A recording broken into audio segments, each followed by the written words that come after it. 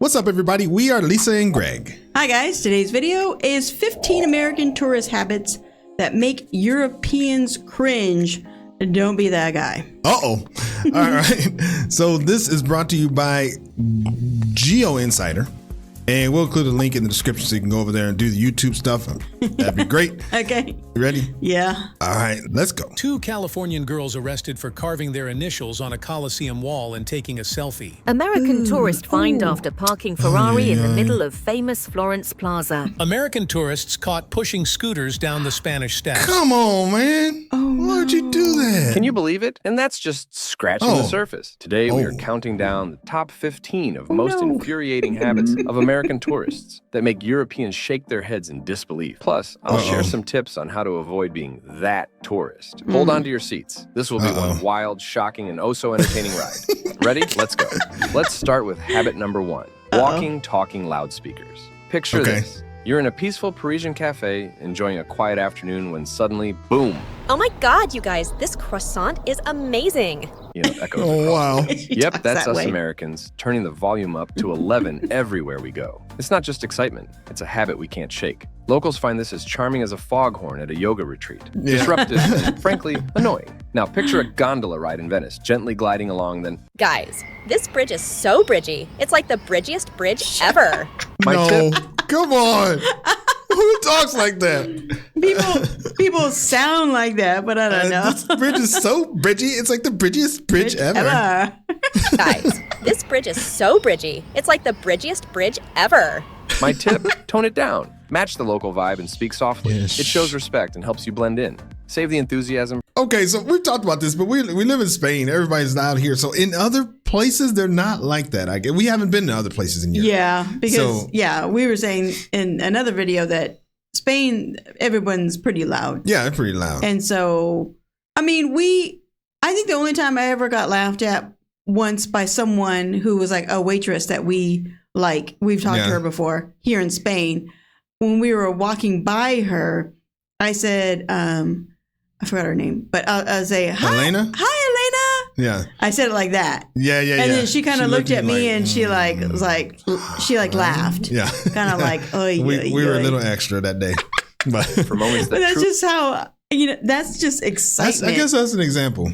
That's an example. We're like, if I was a typical American. I was like, That's true. That's true. Now that I think about it, I'm kind of that way, like all happy and huggy and stuff. I probably don't like that. Sorry. Sorry. Really call for it, like cheering at a football match or spotting a double rainbow. In Europe, less is more when it comes to volume. Habit number 2, the everyone speaks American myth. Imagine an American tourist in a charming little Italian village speaking rapid-fire English with phrases like, did he say American speaks American myth? He said everyone speaks American myth. Yeah, speak American.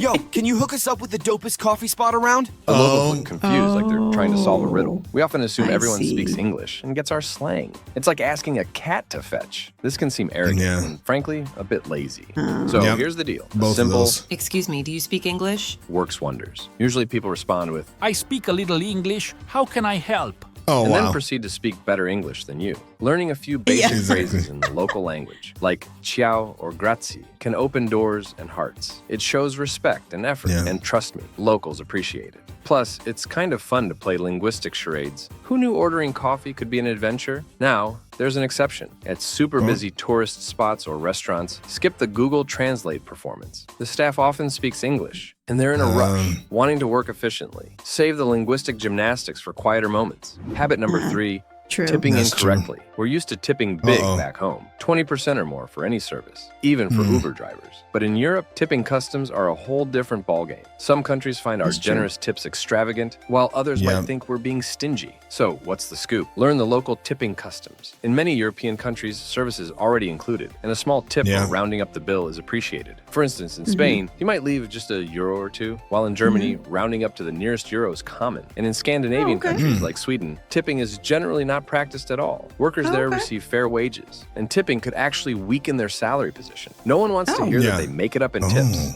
Do a little research or ask a local. Tipping can reduce their salary. That's interesting. You know, this is agree with this because I remember when we stayed in that small town in Spain, Torre del Mar. We had a cafe that we went to all the time, and it was our last day. So I was like, I want to give him something. Oh, right. And I went and gave him, maybe 2 or 3 arrows. Yeah. And he looked at me like I had a problem. Oh. Like, what are you doing? Like, right. Yeah. And I think he was like the owner. So I felt like, oh, maybe I shouldn't have given him anything. Yeah, but it wasn't much. It wasn't much, but he was like what? Didn't understand why we were doing that. Yeah, I don't understand. It shows respect. When in doubt, remember, subtlety is key in Europe. Oh, and speaking of tipping, what's the custom in your country? Do you leave a little extra or just a high five? Share your tipping tales in the comments below. Habit number 4, complaining about local differences. We love our creature comforts and familiarity, but traveling means embracing the new and different. Unfortunately, some of us just can't help but gripe when things don't match our expectations or aren't like they are back home. It's like this. Why is this hotel room so tiny? Back home, we'd have a walk-in closet and AC that could freeze a penguin. Making negative comparisons about local customs. Why is the American voice always like that? Is that how they see us? Probably. I mean, it it's that way more on the West Coast. Yeah. There's some. That's true. It's not like that in the South and the East Coast and everything. Yeah. There are some infrastructure can come off as rude and ungrateful. So here's the lowdown. When you're abroad, expect things to be different. That's the whole point of traveling. Embrace the quirks, like the charmingly compact hotel rooms in Paris, the leisurely service in Italy, or the beautifully ancient and sometimes temperamental public transport in Greece. It shows respect and makes your travel experience richer. Next time you're tempted to complain, take a breath, enjoy the adventure, and maybe laugh about it later. After all, isn't that what travel stories are made of? Habit number 5, risky behavior for photos. Be honest, who doesn't love a good photo op? But sometimes we take it to dangerous extremes, standing in the middle of busy streets, dangling off ledges, or hopping fences just to get the perfect shot for Instagram. Spoiler alert, a lot can go wrong. It's not just risky, but it can also be annoying on small viewing platforms. Innocent bystanders getting thwacked with selfie sticks. Nobody deserves that. And there's a reason for those bans on selfie sticks. Milan banned them in 2017 to crack down on anti-social behavior. They're also banned in all Disney parks. Amsterdam's Van Gogh Museum, the Sistine Chapel, Garoupe Beach in France, and the Colosseum in Rome. Even more concerning, a study published in the Journal of Travel Medicine uncovered 379 selfie-related deaths over the previous 13 years. So what's the lowdown? Your safety is more important than a few 379 over 13 years? Holy crap, that's a lot. Sad. That is sad. Extra likes. Enjoy the moment, take safe photos, and remember that no picture is worth risking your life. Plus, respecting local rules and customs shows you're a considerate traveler. Next time you're tempted to risk it all, think twice and choose a safer spot. Your followers will still love your pics, and you'll be around to take many more.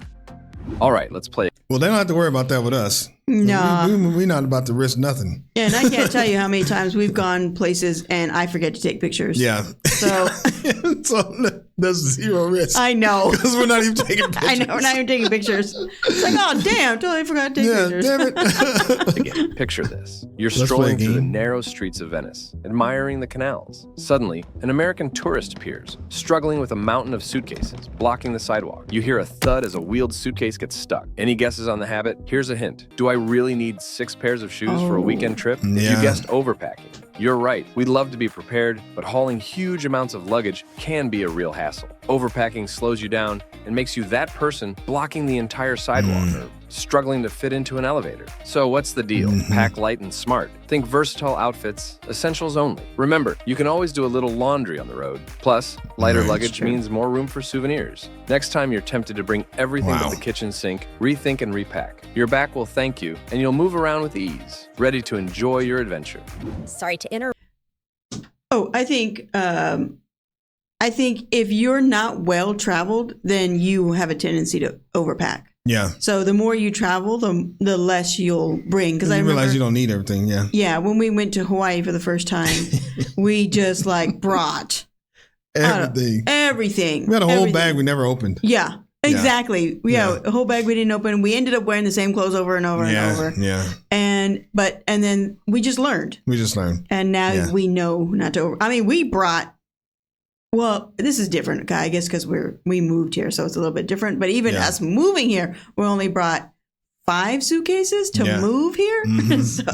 And they weren't all big. Yeah, There's only one big one. That's true. And that's a 4 people and a cat. Yeah. But before we dive into the next embarrassing habit, here's a quick tip from me. If you're vibing with these travel hacks, don't forget to like, subscribe, and smash that notification bell for more awesome advice. Let me help you out. And now, time for the next round. Imagine this. You're in a cozy Spanish cafe, enjoying the quiet. Suddenly, you hear an American tourist loudly exclaim, "What? This tiny portion costs how much? Back home, I'd get a plate twice the size for half the price." Sound familiar? Any guesses on the habit? Here's a hint. It's all about comparing food portions and prices to American standards. If you guessed complaining about portions or prices, you're right. We Americans are used to big servings and lower prices. But constantly comparing and complaining can come off. You said big servings and lower pricing?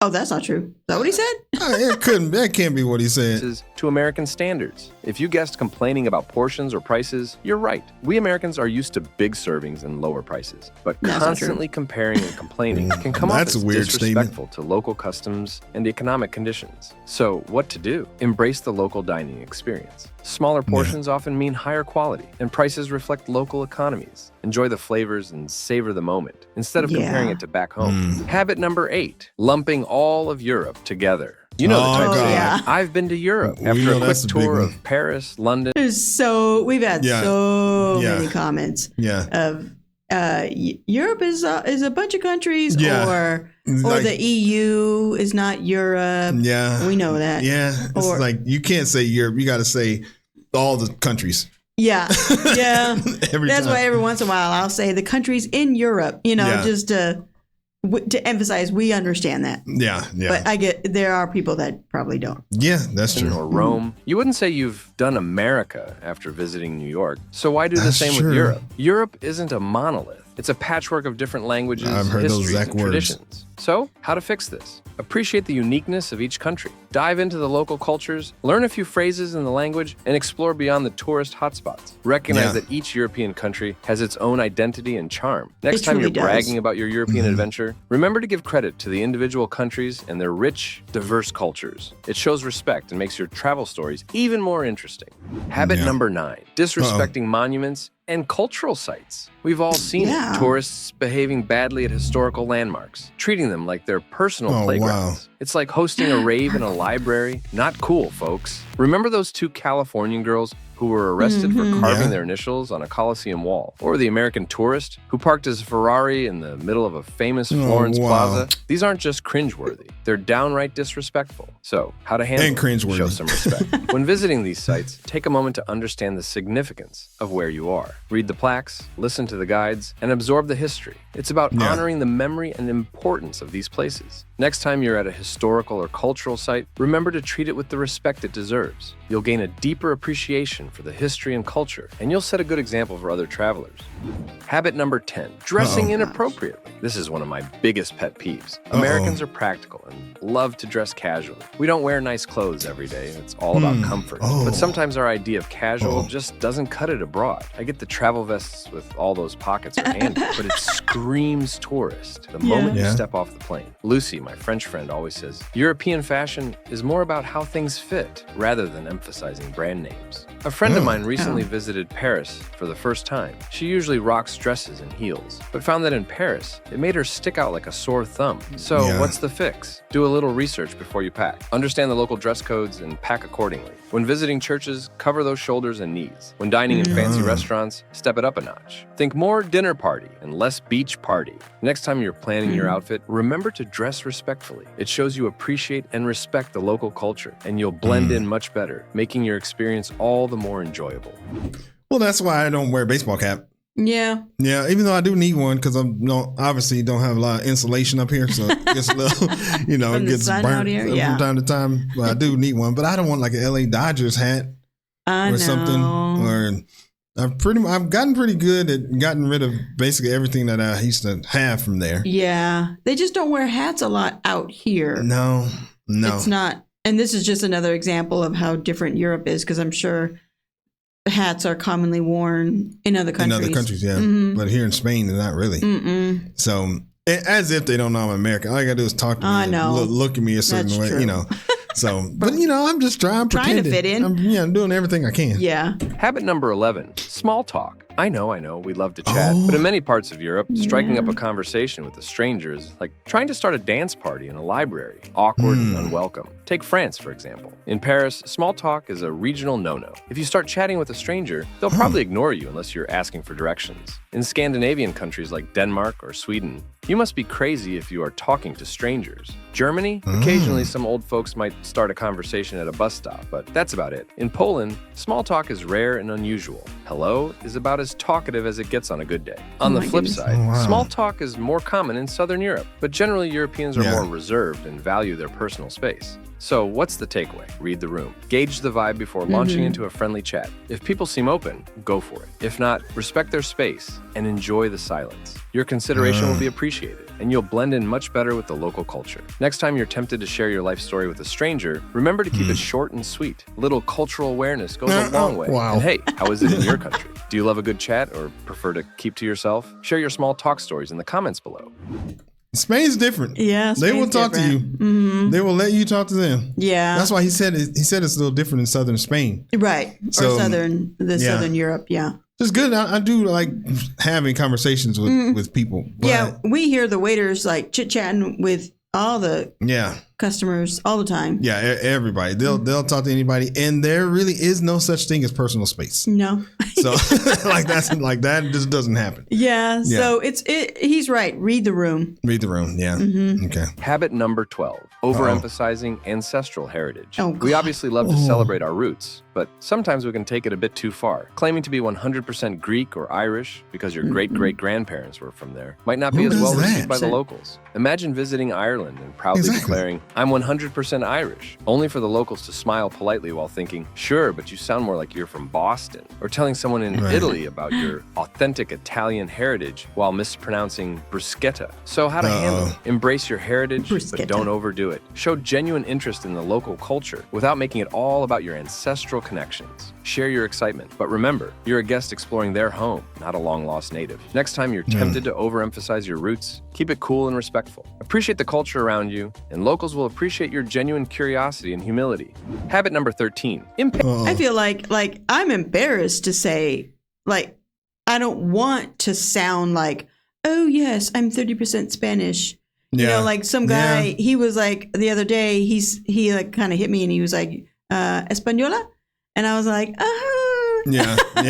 Because, I identify, because I'm like, if you're looking at Ancestry, because I did Ancestry.com, I'm 46% Mexican or Mexican, well, I don't know, Texas area or whatever. And what used to be Texas area, but it was Mexico. And then I'm 30% Spanish, but I don't like going around telling people that because it feels weird. Yeah, it does to be weird. Like, oh yeah, I'm 30% Spanish. It's like you're trying too hard. Yeah, I'm trying too hard because that's like silly to even say. Yeah, that's true. I just say, because we're all really just like a mix of everything. Yeah. Although I'm like 90% African, so I know. But from one region, it has a majority. I forgot which one, but Patience. We love our fast service, being patient, and immediate responses. But in Europe, things boy. tend to move at a more relaxed pace, especially in restaurants and shops. Here's a scene. We love it now. You are sitting in a cafe in Portugal, waiting for your coffee, and you start tapping your foot impatiently. Or you're in an Italian restaurant, frustrated because your meal isn't out within 10 minutes. This kind of impatience can come across as rude and disrespectful of the local pace of life. So how do we deal with it? Embrace the slower pace. Take this time to enjoy your surroundings, have a conversation, and savor the moment. Remember, good things take time, and part of the charm of Europe is its relaxed way of life. Next time you find yourself getting frustrated with slower service, take a deep breath and remind yourself that you're on vacation. Enjoy the leisurely pace, and you'll find yourself having a much richer experience. Habit number 14, talking about money. We're pretty open about discussing personal finances, salaries, and the cost of things.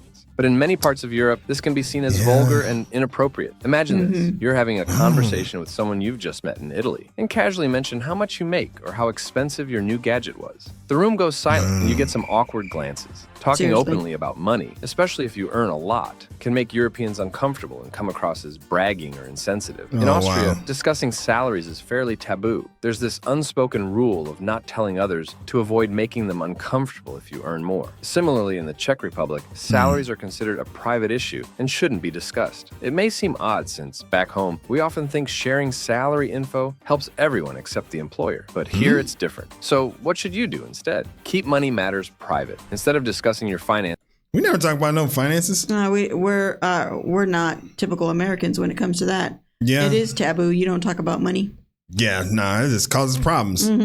Focus on the experience, the culture, and the people you're with. Ask about local customs, share stories, and enjoy the moment without bringing up your bank account. Quick break before number 1. If you're digging these travel hacks, hit like, subscribe, and ring that bell. Stay tuned for the best tip yet. Habit number 15, political discussions and blame. America. Who doesn't love a good political debate? But diving into politics abroad can be a minefield. Engaging in political discussions where locals might criticize or blame you for your country's policies can quickly turn uncomfortable. So, and what's the best approach? Steer clear of political discussions. If the topic comes up, listen politely, but avoid getting drawn into debates. Focus on common interests and lighter topics that build connections rather than divisions. Next time you're tempted to engage in a political discussion, remember that some conversations are best left for back home. Keep things friendly and respectful, and you'll have a much more enjoyable experience. So there you have it, 15 habits that can make American tourists. I don't think we have a problem with that last one. I mean, because we have enough common sense to know when something's uncomfortable and we don't want to make it awkward. Yeah. So that's kind of more common sense. Yeah, but still, I mean, you just never know. I know there's some people, I guess he's generalizing that there are some people in America that would probably not have that filter. Yeah. All right, let's see what the people got to say. The worst habit is that Americans regard the locals as foreigners. Maybe. There might be some that think that although they are in another country, their country, they see them as foreigners. That's weird. And complain about their poor English. Wow. I guess those people really like that. I mean, 471 people will probably agree. That's crazy. You speak English because that is the only language you know. I speak English because that is the only language you know. Yeah, a lot of people say that. Yeah. Dear Americans, stop saying you are Canadian when you are abroad. We earned our reputation like you earned yours. Who does that? I don't know. Says they're Canadian? I mean, I've joked about doing that just because America is America's having some issues right now. But I never have done it. Oh my God, that is crazy. All right, well, hey, thanks for watching. We do have a Discord. Link is in the description. Like the video. That's awesome. We have another channel too. Yes, thank you. I always forget that one. We do have a channel. Greg and Lisa React to Germany, if you want to check that out. Yeah. As always, thanks for stopping by, and we will see you on the next video. Bye. Peace.